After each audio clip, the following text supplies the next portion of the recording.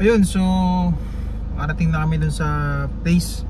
Malapit lang naman siya kasi baka wala pang mga 3 to 5 kilometers lang. So ayun, magre-ready na kami for the shoot ng SDE nung pinsa namin. So watch out. Okay, so mag-set up muna ako dito. Siyempre dala ko yung hawk bag ko and yung drone ko, then may electronic pouch din akong dala, tsaka portable monitor.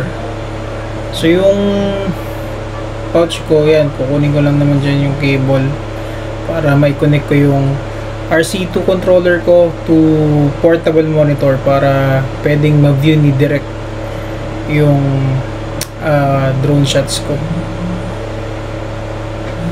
Then ayan, punas muna ng pawis, sobrang init, grabe. Buksan ko lang yung monitor.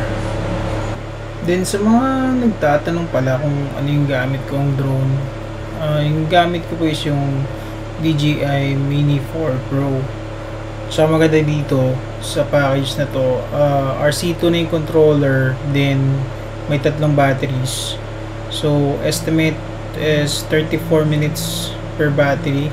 So more or less meron akong 1.5 hours na flight time. So okay na din, tagal-tagal na rin yun. Then ayan, pwede ko nang i-connect yung RC2 ko sa portable monitor. That's it.